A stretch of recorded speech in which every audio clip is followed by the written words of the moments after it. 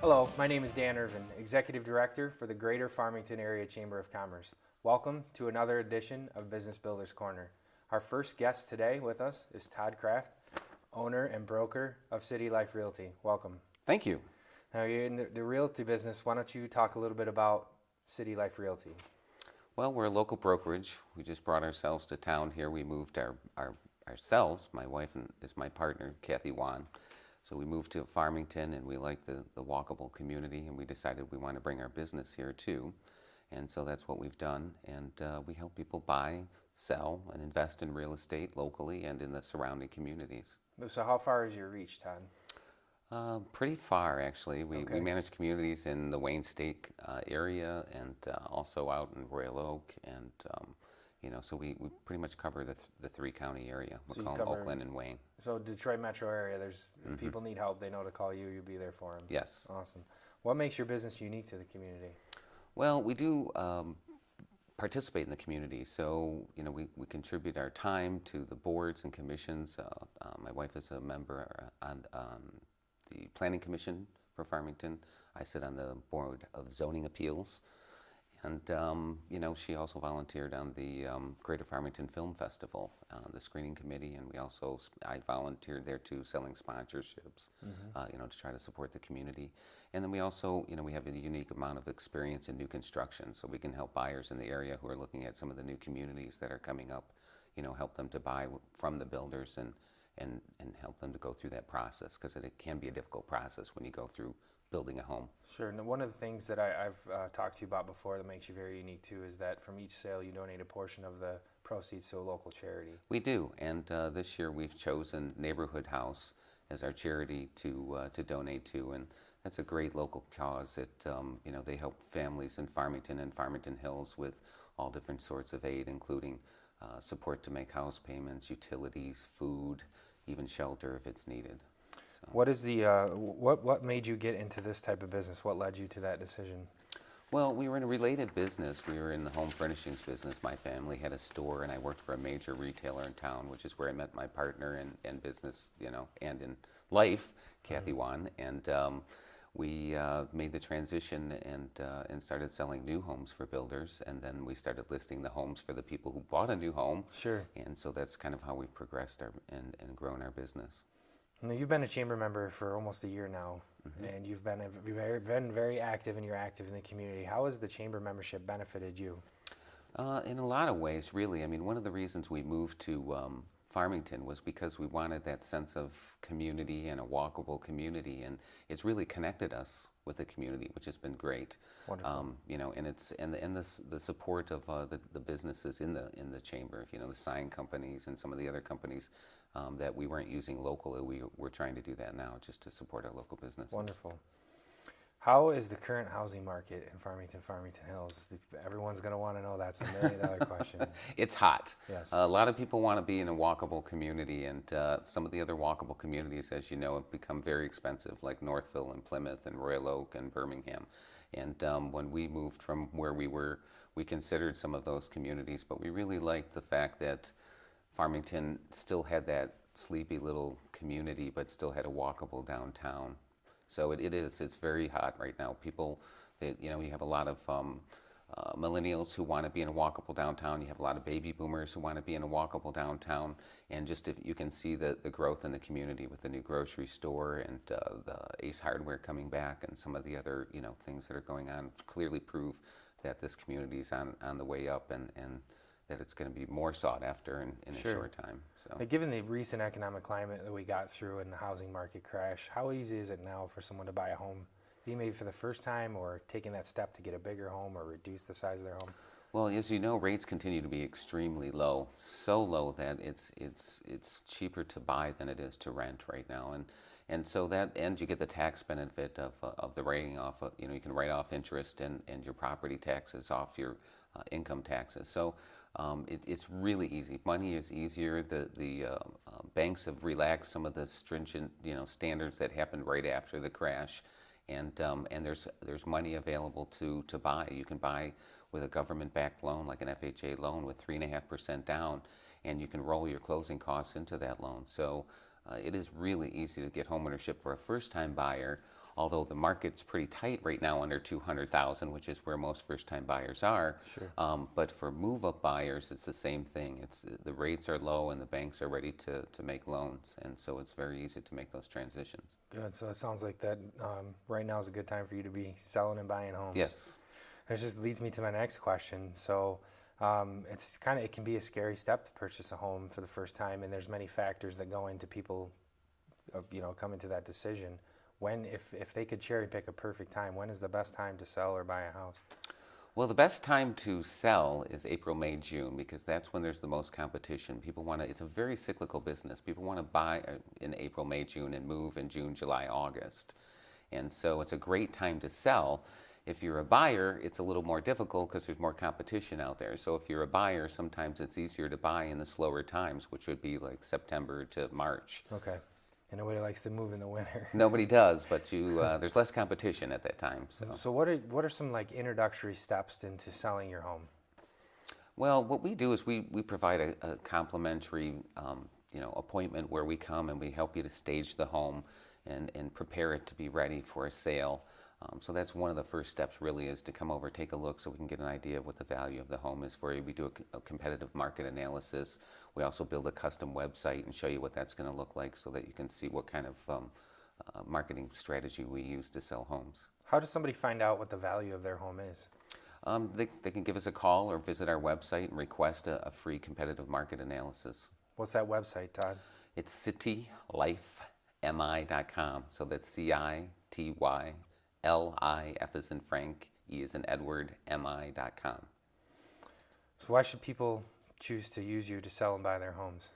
Well, we've got over 26 years of experience between my partner and I, Kathy Wan, and we've helped a lot of people, thousands of people, buy and sell homes over that time. So we've got an accumulated experience that we can really make that process easy for someone to help them get the right inspection, the right financing, and get them all the way through the steps it takes to own a new home. If somebody wanted to get a hold of you, what are your hours of operation? Do you have, I know with the real estate business, somebody could call and say, I've got a house I want to list, I can't meet till 8 p.m., so you're Right. flexible, but what is the standard for you? We're typically, our office hours are 10 to 7, Monday through Saturday, and then 11 to 6 on Sundays. And we do, of course, make appointments after those hours. Many times we're showing homes in the evening when people are out, or we're listing homes when they're on the weekends or in the evenings when they're home from work. Okay, is there a phone number they can get a hold of you at? Yes, our office number is 248-661-8800. All right, Todd, is there anything else that you'd like to say that makes you stand out or significant? Yes. Again, I think what we bring to the community is we come as a business that we want to give something back. And I think a lot of businesses fail to do that, but that's our big mission, is to help grow this community. It was really nice to see you guys so involved in the community. You can really tell that passion to grow the community is there, so thank you for that. Thank you. All right, Todd Kraft is the owner and associate broker of City Life Realty. If you're looking to buy or sell a home, give him or Kathy a call. We'll be right back.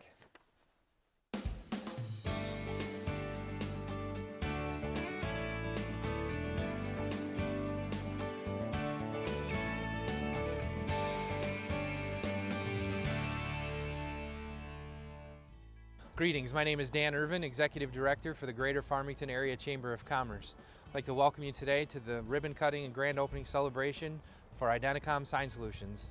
And at this time, I'd like to introduce Ken Massey, Mayor of Farmington Hills, to say a few words on behalf of the city. Thank you very much, Dan. John, thank you for relocating your business to Farmington Hills. We wish you much success. I'm glad I came to Farmington Hills. I just came from down the street in Novi. We are manufacturers of exterior and interior graphics and signs. My business for national is thriving, is doing great, but I want to really focus on doing work here in Farmington Hills and in Southeast Michigan.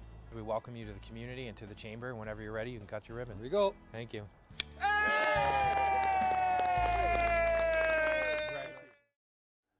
Welcome back. Joining us now is Bob Uday, physical therapist and owner of Michigan Orthopedic Rehabilitation Specialist. Yes. Thank you for joining us today. Thank you. You are located in Farmington. Correct. Off of 8 Mile. 8 Mile west of Farmington Road. And you've been here almost a year now. Just over a year. Just over a year. Just over a year. Well, awesome. Why did you choose Farmington Hills for your business? Well, I was a clinic director of another facility somewhere else and was looking to move. come out on my own. So I was looking to get away from that area. And a friend of mine, colleague of mine, worked out in this area. She's a chiropractor. And her and I had sent patients for a while together, back and forth. So the problem was we were always kind of far away. So when I was looking to move, it just was a good match. She was looking to move next door, so I booted her out of her office and moved in her space, and she moved next door. So now we have a great relationship where we send patients back and forth a lot. So Wonderful. What makes your business unique to the community? We've been doing this for a long time, and so going out on our own gave us the opportunity to really do therapy the way we feel is important. So what makes us unique is we're doing a more in-depth evaluation than probably anyone else out there. We're really taking the time with our patients to get to the root of the problem, as opposed to just identifying symptoms and then treating those. We also have some pretty unique tools that we use that not a lot of people do. Most haven't even heard of them. Things like dry needling and functional exercise and neurokinetic therapy. Those are all things that really have been game changers for us to getting our patients better. So you really nurture that relationship right from the beginning to make sure that they're fully taken care of before they move on when your services are done. Absolutely. Wonderful. I mean, almost our entire business has been word of mouth to this point. So where most businesses are physician fed, Sure. people are talking about us to their family and friends and whatnot. So, it kind of says we hopefully are doing something right. Otherwise, they wouldn't tell people about us. Very good success story too. So what made you get into this type of business? Well, physical therapy I got into back in high school. I was a soccer player, had an ankle injury over the summer. Was told I'm not going to be able to play soccer that season because of the injury. And then the day before tryouts, the surgeon said, "Oh, you're fine, go ahead, do whatever you wanted." Well, I had gotten really out of shape by that point, didn't even try to do anything. So was kind of ticked off that my case was so mismanaged, but physical therapy wasn't really a thing at the time. So, I was one of these guys who wanted to go out and, help people get better against what they might have been told. That's the physical therapy side of things. Also, I had been in the fitness industry. Still am. I own a fitness business in Wixom. So the two together work really, really well, and we have a lot of crossover there. As far as the business ownership part of it, again, I was a clinic director for a company for many years. We were bought out by a large corporate entity, and after trying to make it work for a couple of years, we just decided that that's not the way we think therapy should be practiced. So we said, all right, rather than complaining about it, we'll do something and go out on our own. Wonderful. Now, you've been in business just over a year. What has been Farmington. Here in Farmington, right. You've a lot of experience, Right. but you're out on your own now in Farmington for over a year. Correct. What has been the biggest surprise to you since opening in Farmington?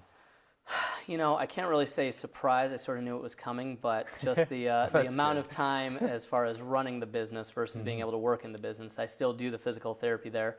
I also have my partner Tracy who works with me, but taking away from being able to practice the therapy just because I have to take care of all the business-related things, that's been a little tough to deal with because I still do enjoy treating patients, Sure. and that's still my main thing that I like to do. So, but good thing I have good people that I work with, so they can take care of that for me too. Let's talk a little bit more about the physical therapy, and everybody's kind of got their own opinion on it, and there's a lot of preconceived notions, and then there's some truths. Right. And people don't really separate either, so why don't you talk a little bit about that? Well, there's preconceived ideas amongst the patient population as well as the referral sources, the physicians that send to us. A lot of people think that physical therapy, you're going to go in there and get a massage for an hour, do a couple silly exercises, and that's about it. Maybe throw in a hot pack or an ultrasound, things like that. All those things are there, that's true, but really physical therapy, amongst the whole medical system, physical therapists are probably doing the most in-depth evaluations of what people's problems are. We can't necessarily rely on x-rays and MRIs and stuff like that. Sometimes we have access to those, sometimes we don't, but we're really identifying the roots of problems very in-depth, and then from there we have a lot of tools in our belt that we can actually treat people with, as opposed to just, well, if I can't get you better with this, then I don't know what to do. We can do a lot of things. Sure. So I heard you talk about, and you touched on this just a little bit, about what makes you unique to the community and what you bring to your own practice. But are all physical therapies the same? No, not really. Okay. Just like not all physicians are the same, not all dentists are the same, not all, any business are the same. A lot of people come in and they say, my doctor sent me here, I don't really know what you're going to do. I've been to therapy before, it didn't help. And I just say, well, you haven't been to us for therapy, so give us a try. And not to say that we fix everything, we certainly don't, and I'm sure there's people that have left us and gone elsewhere and had success, but everybody has their own unique style of treating, and again, we do have some very unique tools that we use that are not common, and just with the amount of time we're able to take with all of our patients, which unfortunately doesn't always happen, but being that it's our practice, we can decide how long we can take with them, and so, no, I would say that if you haven't had success with therapy elsewhere, it doesn't mean you should rule out all physical therapy. Okay. Are there common conditions that you see that are treated with physical therapy? Yeah, I mean, basically across the board, you're going to see a lot of low back pain, a lot of neck pain, knee pain, you know, really all the joints. Those are the most common things we see, and it kind of goes in cycles. It seems like sometimes we'll have tons and tons of spine pain, other times it's tons of shoulder or knee pain. But, you know, those are the common things, but then there's a whole slew of things that people don't know about. What are some uncommon ones? You know, we treat all ages. The youngest I've ever seen is a month-old baby for some neck issues that are common from birth, on up to the elderly, you know, 90-some years old. Maybe I've seen older, but I couldn't remember. But then some of the other things that people don't realize is people will go in for an unrelated surgery, say a kidney surgery or something like that, and then years later wonder why they're still having back pain.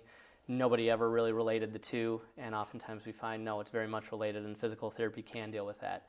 Can deal with a lot of, say, pregnancy-related low back pain, obviously a lot of sports injuries, that's pretty common, but some of the sports injuries that have been treated elsewhere unsuccessfully, we'll find, again, more of the root cause of it. Someone might come in for their ankle, and we'll find that it's actually coming from their hip or somewhere else, not in their ankle. So, you know, just some of the more uncommon routes to get to what the problem is.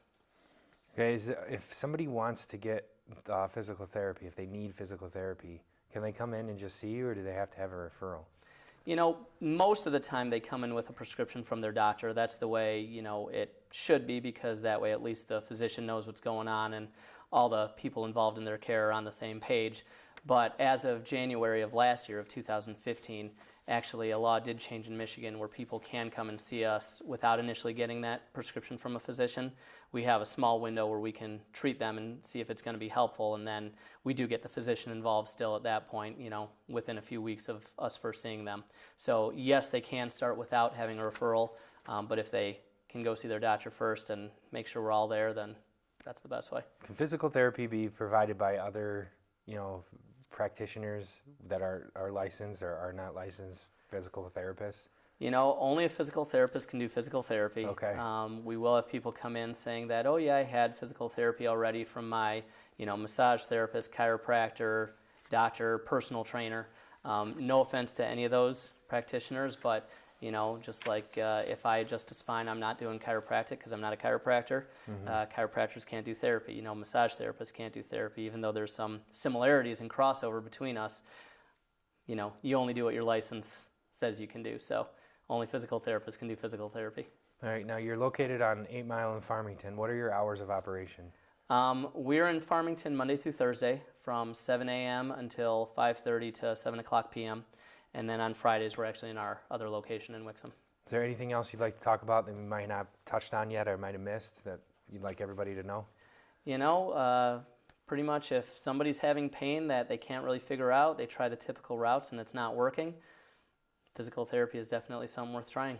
Bob, appreciate you being on the show today. Thank you. Thank you very much. Thank you. We'll be right back.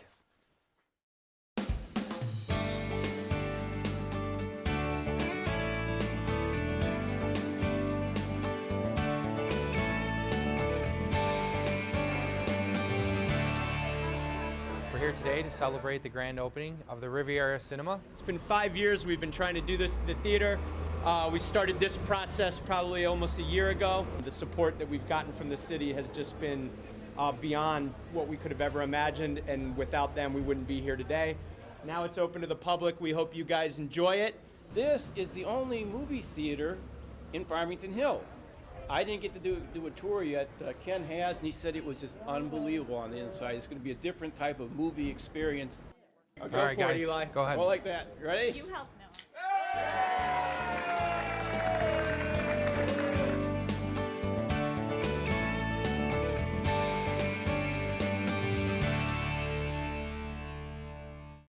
Welcome back. Joining us now is David Pop, owner of Granite. Welcome. How's it going? Guys, you guys are located off of 8 Mile in Livonia. Correct. And why don't you tell us a little bit about the business of Eco Granite? We make stuff out of waste stone, so stone that would otherwise be going to a landfill, mostly from countertop production. There's an enormous amount of stone that actually gets imported from around the world to the U.S., and then they make a countertop of it, and about 40% of it sometimes goes into a dumpster and off to the landfill. So what made you get into this type of business? We're licensed residential builders, and a lot of times we'd go to do countertops and see all the waste in the dumpster and ask, what do you do with that? And the answer is always the same. It goes to the landfill. It's garbage. And I just thought it was a waste of time, resources, energy, everything. That all that material was brought in from all over the place, and it was beautiful, and it just got shipped to a landfill. Okay. And how long have you been in this business? The first things we did were probably about 8 years ago. It's been its own standalone company for about 5 years. Oh, okay, wonderful. And you have a show place inside your office? Yep, we do. We have display boards of pretty much everything we make. Everything's custom made to order, so we can custom tailor to suit just about any decor as far as colors and stuff go. Okay, let's talk a little bit more about the business and the countertops. What is recycled granite? So everything we do is still solid stone. We're just basically taking it and shearing it to a different size. So we're taking, scraps that are usually a couple feet across and shearing them into either thin stone veneers or pavers, or we've made sinks, we've made art, we've made, you name it. If it's made of stone, we'll try to make it. David, why don't you explain a little bit about what shearing is in that process? So everything we do, when I said we shear stuff to size, is it's actually like a hydraulic press. So we take a piece and we split it, through this way. So it ends up with like a cleft face or a split face. And the same with our pavers. If you think like a double-sided cookie cutter, and it comes down and it cuts the shape, all four sides out of the square at all one time, if that makes sense. So why is it important to recycle granite? Just the carbon footprint of the stone itself. It's mined in one part of the world. A lot of it's shipped to China or India for processing now, which is, obviously the carbon footprint there. Then it's shipped here. It's shipped around the U.S. And then, like I said, the rest of it goes to a landfill. So it's not something that'll ever degrade, and people think it's what better thing to bury, but just the carbon footprint of it already. Yearly, on average, it's about a month's total of imports goes into a landfill worth of stone. Okay. How are these products made? Pretty much everything we do is sheared to size. Okay. With the exception of like sinks or something custom like that. That stuff's I've actually put back together kind of and ground out and then polished again. But any of the veneers and pavers is all cut to size, sheared to size. And is this all done locally? Everything's made in Farmington Hills. Wonderful. How do you handle the product's freeze-thaw cycles? As far as freeze-thaw, the stone's already 1 billion years old. I mean, all of it used to be part of a mountain. So our climate here really doesn't have any effect on it. A lot of people are worried how will it hold up outside. We warranty our outdoor products for the life that you own it. So if it breaks, we'll give you a new one. So what's the process then? If somebody's interested, do you have a consultant go out and meet with them, and then you kind of go from there? Do they come to your warehouse or your production or your showroom? I mean, usually come to our showroom. Depends on if we're doing the install or if someone's looking for just material. So if someone's looking for just material, we usually have them come into our showroom because it's just too many display boards to take out, especially different color blends and sizes and styles. And if someone's doing the install, a lot of times we'll go out to them and measure and then have them come in pick it out afterwards and pick out a color blend. Now, I know everyone is different and you have an individual basis here, so I don't want to get the wrong message out. But do you see some savings for customers if they use the recycled to going to get brand new granite? There's not a huge comparison. There's not a lot of products like ours as far as wall claddings. Similar products on a mesh already are about double the cost. So, I mean, our stuff is very affordable. Okay. As far as wall claddings or pavers. Pavers were kind of in the middle of price. So when people hear recycled, they automatically think, that it's cheaper, and it's not. That's right where I went to. Okay. It's kind of middle of the line, but it's a really high quality product for the price. Why don't you tell me a little bit more about the pavers and explain to everyone that's watching a little bit more about that? We make pavers of all different sizes and shapes. We actually use, if you're putting it outside, you can use it inside as a tile too. It's a little bit thick sometimes though, so you run in some barriers there. But outdoors, we use the coarse side, which is a sawn side. So the coefficient of friction there is usually even more than concrete brick pavers. People are worried it'd be slippery or something of that nature, and it's really not. It's actually less slippery than concrete brick pavers. We do make it in a multitude of different sizes, so if people want to do like a mini French pattern or something like that, and we have some pretty unique shapes too. We have like a hexagon and a diamond and like a wavy rectangle shape, and I think we have like 9 or 10 different shapes of pavers now. Okay, why don't you talk a little bit more about the veneers you'd mentioned? Maybe expand on that a little bit. Veneers are, in essence, any kind of cladding is considered a veneer. So our veneers are thin stone veneers. They're about, on average, about a 1/2 inch thick. They're only 6 or 7 pounds a square foot most of the time. So most of the time you go right over drywall. So we do a lot of fireplaces, a lot of accent walls, fronts of bars. It looks really, really nice downlit. Everything we do has got like a split face, so you get all the reflection from the mica and the quartz. It's, you know, it took billions of years forming. Okay. Now, do these products fade over time? No. All the man-made colorants in tiles and everything else tends to have UV fade, whereas any of the nature-made colorants, if you will, you know, we don't add any color to it. So all the color that's there is UV stable. What has been your best day in business? You said you're doing this for 8 years now, and you've been 5 in Farmington Hills, manufacturing it. Why don't you talk about your best day in business? You know, we really enjoy what we do, so every day is really our best day in business. That's wonderful. I don't really have any one time that really stands out. We enjoy what we do and look forward to doing it every day. Do you have a biggest surprise in running a business? Maybe something that stood out over the last few years? Our biggest thing has just been a surprise on how hard it is to keep quality employees, I think. Okay. There's a severe labor shortage in all trades in the U.S., and ours is not the exception. Okay. You guys are on Facebook.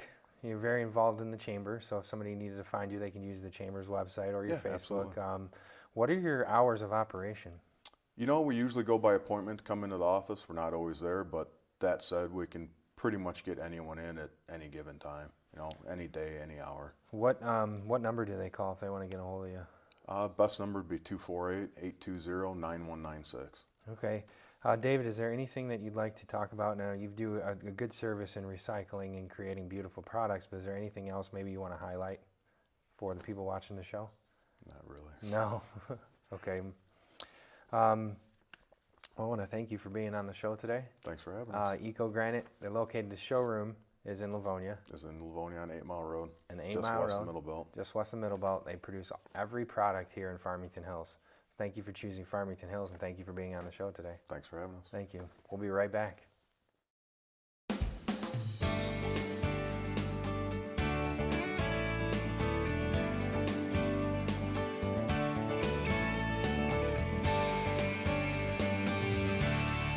Hello, my name is Dan Irvin, Executive Director for the Greater Farmington Area Chamber of Commerce. We're here today to celebrate the expansion of a growing business in Michigan, Safety Net. They're located off of Orchard Lake between 12 and 13 Mile. Here with us today is Mark Keeley representing Safety Net. At this time, I'd like to introduce Kelfani Stevens, our Economic Development Chairman, to say a few words on behalf of Farmington Hills. Thank you, Dan. Well, Mark, I just want to welcome you guys to the city of Farmington Hills. Thank you for choosing to come down here. Hey, thank you for such a warm welcome. The energy in the business community in Farmington Hills and the greater Farmington area has been fantastic. We're really excited about being good members of your community, so we're very excited. Yep. All right. Welcome back. Joining us now is Sue Fitzpatrick, is the Parent Support and Community Outreach Coordinator for Livonia Montessori School. Welcome. Thank you, Dan. Thank you. Why don't you start and tell us a little bit about the nature of your business? The nature of our business. Livonia Montessori is a nonprofit private preschool. We're located on 7 Mile Road, just east of Farmington and just a mile south of Farmington boundaries. Wonderful. Yeah, we have a lot of chamber members that participate in both Livonia and Farmington Hills, and we're very glad to have you on board. So again, welcome to the community and welcome to the show. Great, it's good to be here. What makes your organization unique to the community? What makes us unique to the community? We're the oldest Montessori school in the area. We were founded in 1972, so we have over 44 years of Montessori, so we are a very authentic Montessori program. We are one of the top 3% of early preschool and child care. That's accredited by the National Association for the Education of Young Children. Only 3% in Michigan have that quality accreditation, and really only 8% in the United States. So it's quite a thing to have. There are other things that make us unique as well. One of the things that we know through Dr. Montessori's work is that young children from the age of 0 to 6 learn through an absorbent mind. So we are able to offer things like French. You figure that a young child learns to speak on their own language. They're not really taught their language. And when you work on that principle, you can give them experiences in French, you can give them experiences in music, and they absorb them the same way. So those are a couple of things that make us unique. We also have monthly field trips. We have actually a curriculum that is child-focused. And we can get to this more when you ask me about Montessori, rather than teacher-focused. That was my next question. It was, That okay. was. So why don't you tell us a little bit about what is Montessori? What is Montessori and what makes it different from other child care? I think the first thing that we'd like to do is we love to inspire children to love to learn. And we give them the personal and the academic skills to follow their curiosity. We want them to love school. Our classrooms are child-focused rather than teacher-focused. So instead of having 1 or 2 to 3 lessons a day that the teacher decides, we create these beautiful environments. And so a child learns concepts like mathematics and counting, or perhaps geography by playing with puzzle maps. So it's all hands-on. The curriculum is for individual children. So the lessons are actually, we follow the child. We create these beautiful environments, and we have children in mixed ages from ages 3 through 6, which creates a family type of situation. So the younger ones learn a lot from watching the older ones work with the materials, and the older ones can teach the younger ones what they know. And when you teach something, you really have to know it.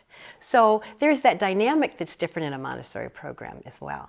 All our teachers are certified, and we have a 5-day program, so 5 days of the week. I just had a parent group this morning, and I was talking to some young mothers who said when they first started looking for a preschool program, they thought maybe 3 days a week would be best. And they enrolled their children in Montessori and found that their children love Montessori so much they want to go to school, that the 5 days a week provide a very reassuring routine for them. What are some of the outcomes for children who attend authentic Montessori program? That's a very good question, because recently there's been a lot of current research on Montessori children. Understand that the Montessori curriculum has been around for 100 years, so it's rather a proven curriculum. But until now, we didn't really know what was going on neurologically in children's brains. What we're finding out, the outcomes of a Montessori education, is that these children are often academically ahead, but that is not as important as the other outcomes and the benefits. What we're finding is these children have the skills known as higher executive functioning skills, which really means they're very good at goal setting. They're good at problem solving. They're good at being creative and kind of organizing their time. There was a rather famous study in Minnesota that found that children who had been in Montessori for several years were able to collaborate easier and treated each other kinder than other children who had been in traditional programs. So I think those are kind of the more important benefits and outcomes. So how can you tell if it is an authentic Montessori program? That's a good question, and it is a very good question because the Montessori name is not copyrighted. You can tell if a program is authentic by looking to see if they are affiliated with the American Montessori Society or the AMI, Association Montessori Internationale. And there are about 5 really key points that you want to look for an authentic program. One is that it's a 5-day-a-week program. One, that they do mix ages, 3 years together, hopefully.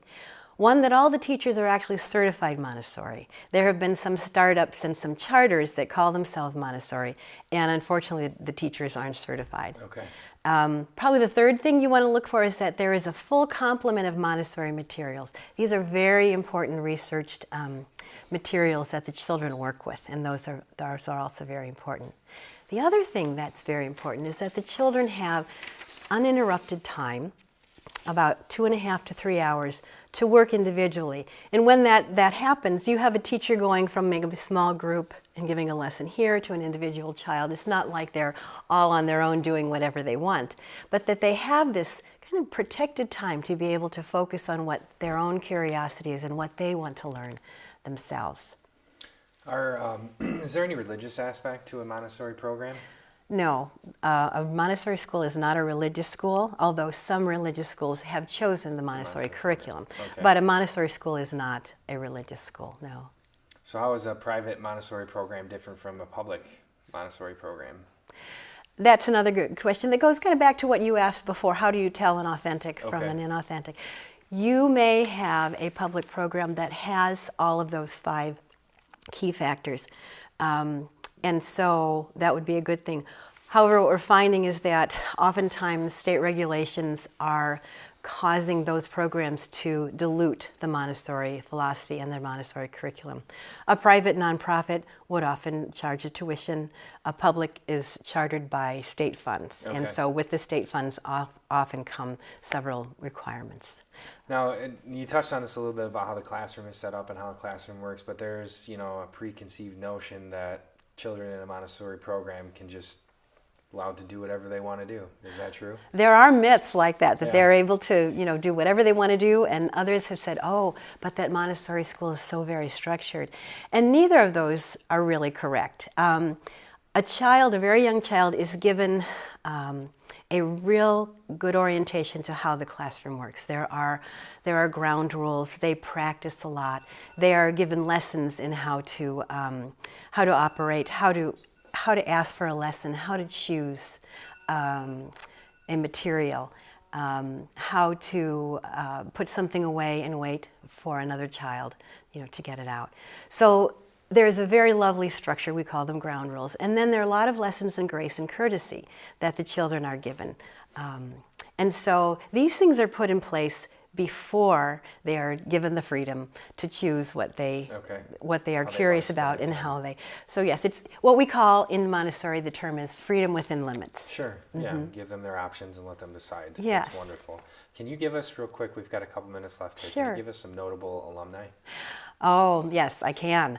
Actually, there has been kind of surprising surveys of who has been a Montessori alumni.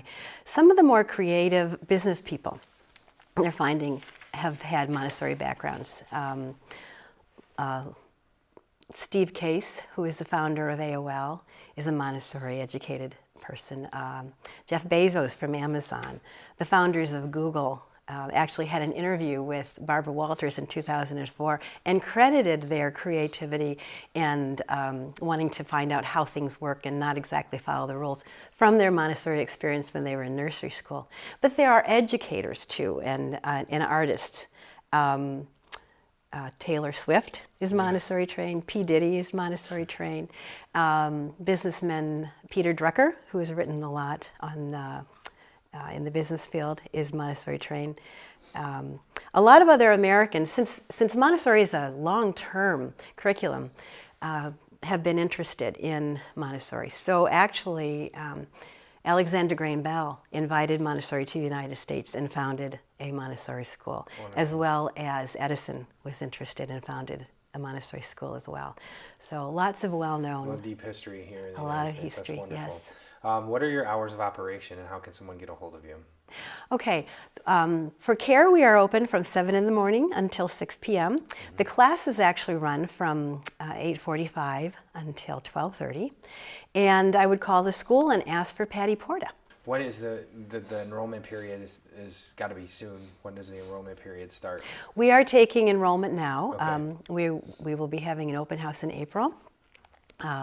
And so it's please come by and see the school. I think that is the best thing to do, is see the school in operation, see the children working and how focused they are and how happy they are. But yes, we are enrolling now. All right, Sue, thank you so much for joining us today. Appreciate having you. Thank you for having Thank me, you. Dan. It's Thank been you. delightful to speak with you. Thank you. Okay. Thank you for joining us for another edition of Business Builders Corner. We always encourage you to shop Chamber members first using gfachamber.com. Thank you.